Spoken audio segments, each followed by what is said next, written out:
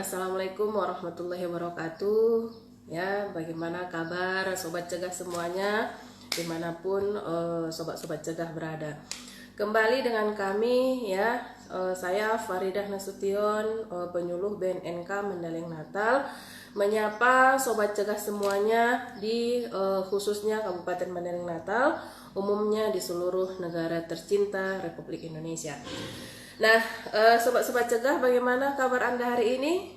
Ya, saya harapkan dan saya doakan mudah-mudahan selalu dalam lindungan Allah Subhanahu wa taala dan senantiasa dalam keadaan sehat walafiat, sehingga kita bisa sama-sama kuat ya menjaga kesehatan agar kita bisa menghadapi dan melewati masa pandemi saat ini. Baiklah sobat-sobat cegah semuanya ya, berhubung karena kondisi saat ini masih dalam masa pandemi ya, kembali kami ingatkan bahwasanya saat kita melaksanakan aktivitas ya, kami sarankan agar tetap untuk memakai masker, menjaga jarak, dan senantiasa selalu mencuci tangan dengan sabun dan air mengalir, atau apabila tidak mungkin mencuci tangan dengan air, maka kita menggunakan hand sanitizer atau desinfektan yang lain. Nah, sehingga penularan corona ini bisa kita putuskan mata rantainya ya. Nah, sobat-sobat cegah semuanya ya, kembali kita bercerita tentang di seputaran ya pencegahan dan pemberantasan penyalahgunaan dan peredaran gelap narkoba. Tema yang hendak kita diskusikan hari ini adalah bagaimana menyelamatkan generasi muda kita di masa pandemi ini dari penyalahgunaan narkotika. Ya, berhubung karena sekarang di masa pandemi ini sama-sama kita ketahui ya, karena banyak yang tidak sekolah, maksudnya siswa tidak sekolah, belajar dari rumah, maka sangat banyak sekali waktu luangnya ya, sehingga sebenarnya resiko mereka bergaul dengan teman-teman yang menyalahgunakan narkoba itu sangat besar ya. Jadi kita baik dia sebagai orang tua, baik sebagai remaja, kita harus sama-sama melakukan upaya pencegahan agar remaja ini tidak sampai menyalahgunakan narkotika ya. Nah, sembari kita tunggu teman-teman semuanya untuk bergabung di IG kita, di Instagram kita, ya kita tahan sebentar agar lebih banyak kawan-kawan kita yang bisa bergabung di acara langsung ini, ya.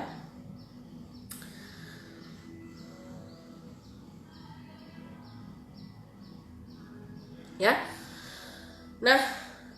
Kita kan di tahun baru ini, tahun 2021 ya, kita berharap kita mampu mengawali tahun ini dengan penuh semangat ya.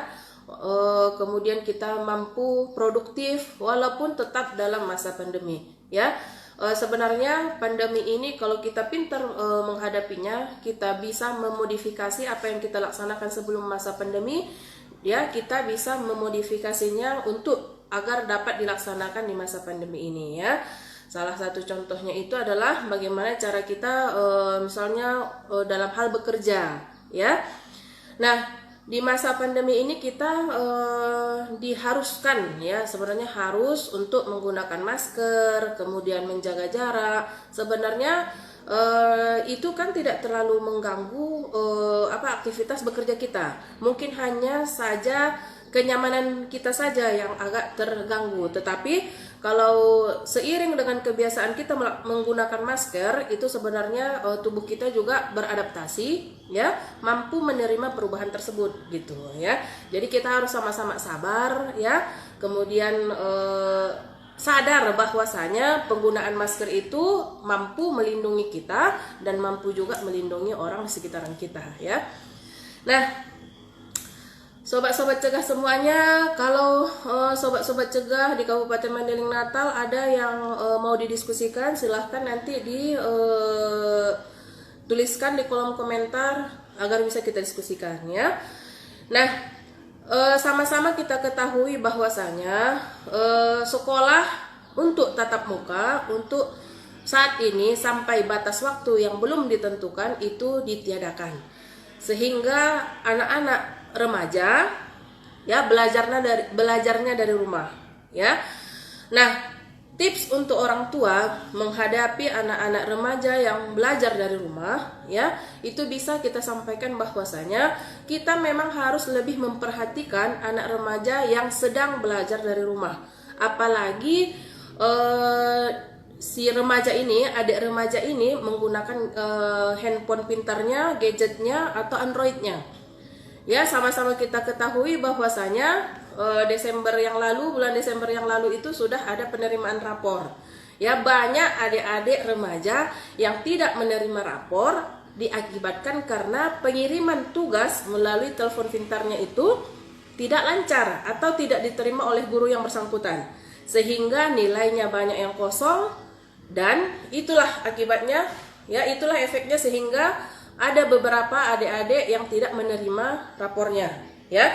Jadi pada semester ini kita harapkan kejadian yang lalu itu tidak terulang kembali, ya, sehingga orang tua tidak bisa melepaskan 100% adik-adik ini belajar sendiri secara mandiri dengan menggunakan telepon pintarnya atau dengan Androidnya. Ya, setidaknya kita harus ngecek sekali sehari pas sore atau malam apakah semua tugas yang dari guru itu sudah dikirimkan atau belum. Ya, kembali saya ingatkan, jangan sampai kesalahan kita atau kelalaian kita atau kekurangan kita pada semester yang lalu itu terjadi lagi pada semester ini. Ya, orang tua mesti saya sampaikan, lebih banyak menarik nafas dalam, ya, jangan buru-buru emosi dulu. Kalau rasanya susah mendampingi adik-adik yang sedang belajar secara online, ya, setidaknya kita harus tetap memeriksa apakah tugasnya sudah dikirimkan atau belum. Ya, itu dia. Itu yang pertama. Kemudian yang kedua, ini memang bebannya saya rasa kalau untuk orang tua memang lebih berat ke ibu. Kenapa? Karena si ibu ini nanti yang menghadapi anaknya di saat dia tidak mengerti misalnya pelajaran yang disampaikan oleh gurunya. Ya, sehingga jaga kewarasan Anda, ya, jaga kewarasan ibu, jangan emosi, jangan naik tensi dalam menghadapi anak-anak yang sedang atau dalam membantu anak yang sedang memahami pelajaran yang disampaikan oleh gurunya. Ya, kita harus sama-sama banyak bersabar, ya, tetap semangat menghadapi masa pandemi ini. Mau tidak mau kita harus mengikuti perubahan karena inilah eranya.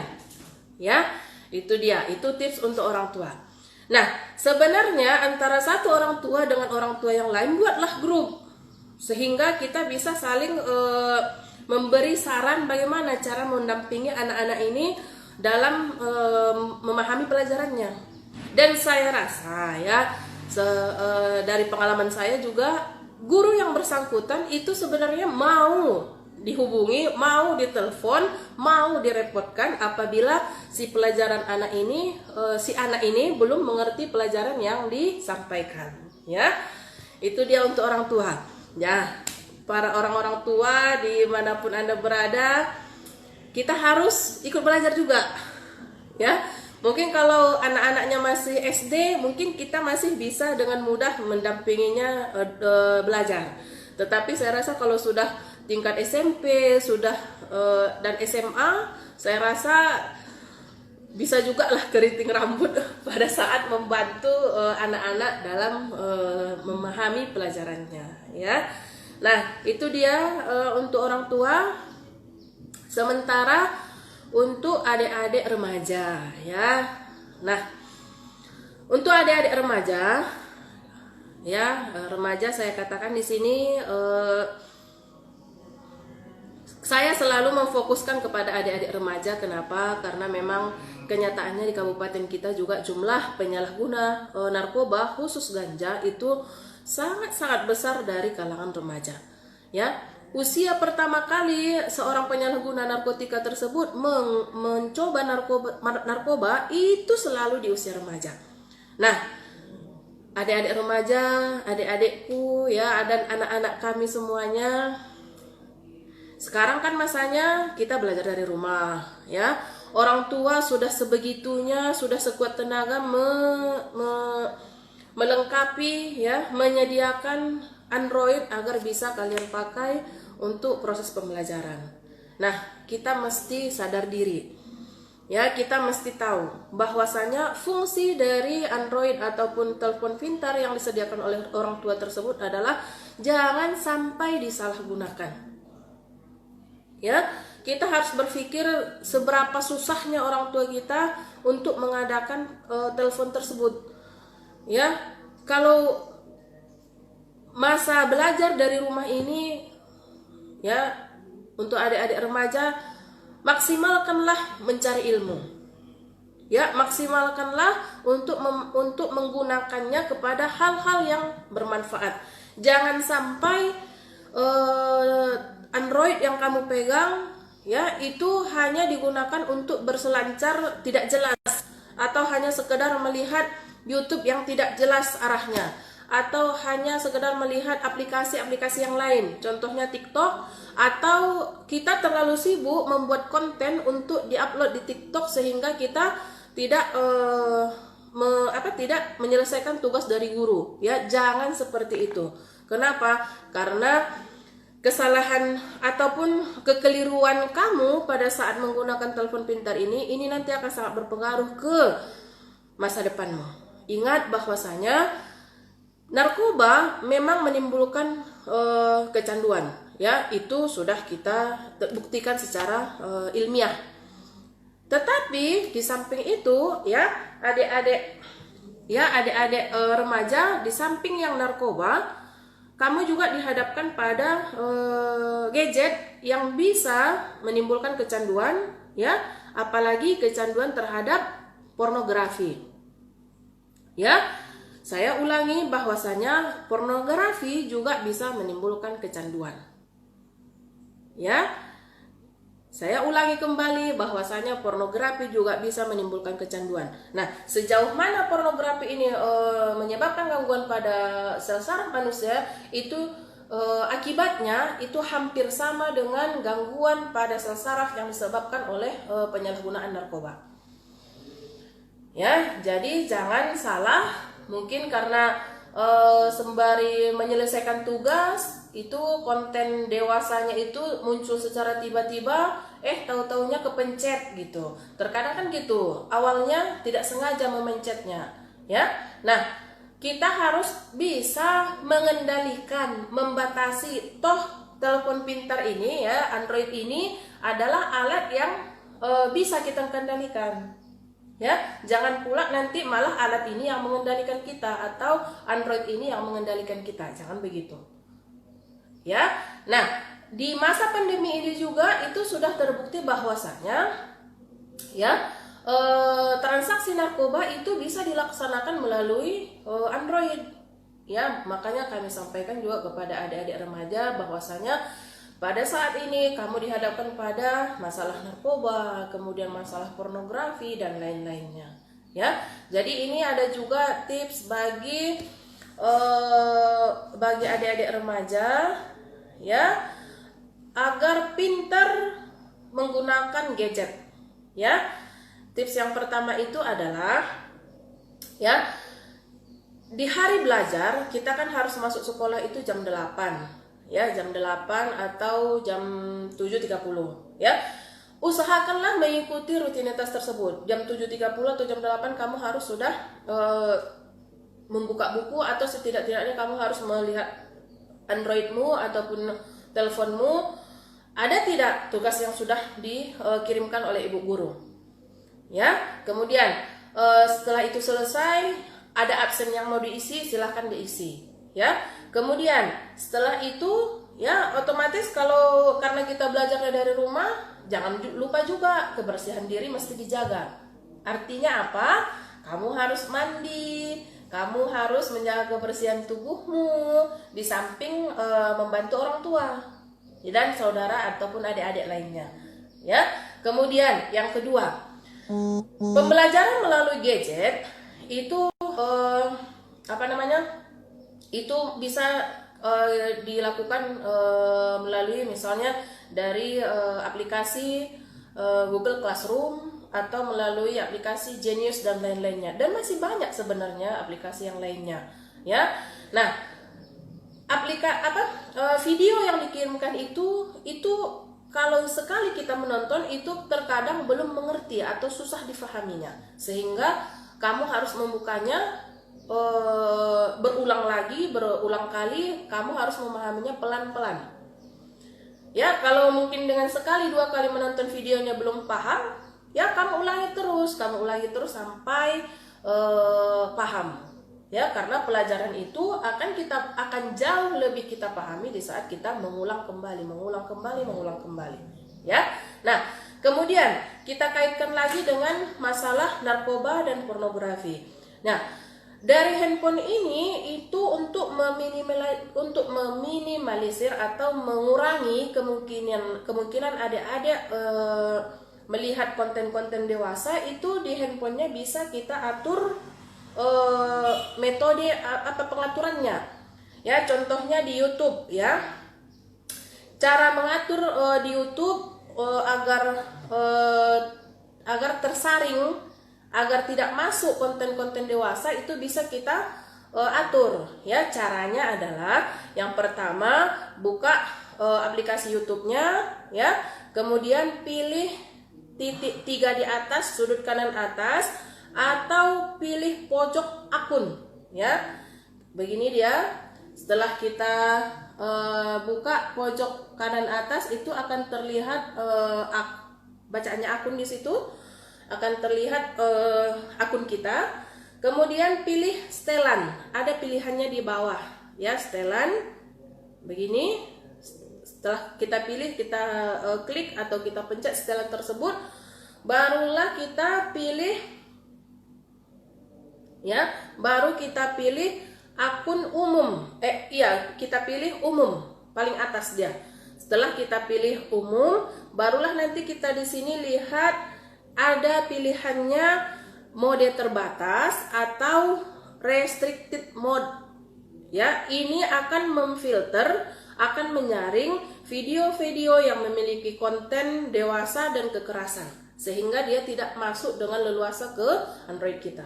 Itu untuk YouTube, ya. Jadi kalau adik-adik yang ketinggalan, nanti bisa dimundurkan sedikit video ini agar adik-adik bisa melihat bagaimana cara pengaturannya di YouTube, ya.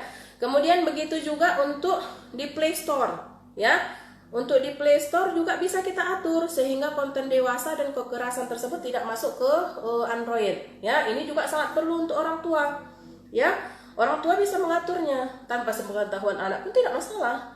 Ya, caranya kalau untuk Play Store, ini kita buka aplikasi Play Store-nya, kemudian kita pilih menu.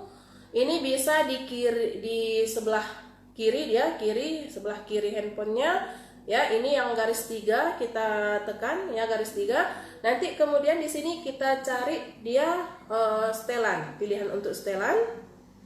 Ya, setelah kita pilih setelan, kemudian kita cari dia yang pilihan kontrol orang tua. Ini ada kontrol orang tua. Ini dia. Ya, aktifkan. Ya, atau mungkin ada juga di handphone yang lain, setelah menu setting setelan tersebut bisa ke memilih pilihan kontrol orang tua, di on kan, ya. Kemudian barulah kita pilih untuk set content restricted mode for this device, atau memilih sesuai umur yang diinginkan. Ya, itu caranya untuk mengamankan gadget kita dari pornografi, kekerasan, dan yang lainnya. Ya. Kemudian kembali kepada adik-adik remaja kami dimanapun adik-adik berada. Mungkin dengan masa belajar dari rumah ini akan lebih banyak waktumu yang luang, ya, karena tidak berangkat ke sekolah. Ya, kami sarankan bahwasanya di saat kamu berkumpul dengan kawanmu, kamu harus tetap mematuhi protokol kesehatan. Kamu pakai masker, jaga jarak, ya. Kemudian kalau tidak perlu, jangan berkumpul. Ya, kalau tidak perlu di rumah saja. Ya, sehingga dengan begitu kita bisa meluangkan waktu ya yang lebih banyak untuk membuka pelajaran kembali. Ya, nggak bisa kita tunggu pelajaran tersebut yang masuk sendiri ke otak kita, nggak bisa. Kita mesti punya usaha sendiri. Ya, maksudnya kita harus lebih rajin lagi. Ya, mudah-mudahan dengan cara yang begini, mudah-mudahan karena kalian sudah banyak belajar mandiri di masa sekolah, baik di SD, SMP dan SMA, mudah-mudahan kalian nanti pas masuk pada perguruan tinggi, level pendidikan yang lebih tinggi, kalian sudah jauh lebih mudah belajarnya. Kenapa? Karena sudah terbiasa dari masa sekolah menengah, sudah belajar mandiri gitu. Ya, itu segi positif dari belajar dari rumah ini. Kita belajar mandiri, kita mengontrol waktu kita memahami lebih banyak pelajaran tersebut secara mandiri. Ya, jadi jangan disalahgunakan waktunya, ya, jangan banyak terbuang waktunya untuk hal-hal yang tidak diinginkan. Oke, baiklah sobat-sobat cegah semuanya dimanapun sobat-sobat berada. Kalau ada yang mau disampaikan, ada yang mau dibagi, silahkan. Kita tunggu untuk beberapa saat.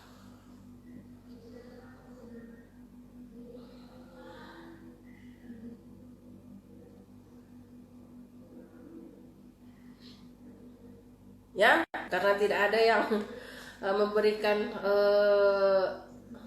di kolom komentar, tidak ada yang menyampaikan di kolom komentar. Kesimpulannya adalah mari kita sama-sama bergandeng tangan menyelamatkan generasi bangsa ini dari penyalahgunaan narkoba. Kemudian marilah kita sama-sama tetap semangat dan bergandeng tangan, optimis bahwa kita mampu melalui masa pandemi ini. Sekian, mohon maaf atas segala kekurangan. Assalamualaikum warahmatullahi wabarakatuh.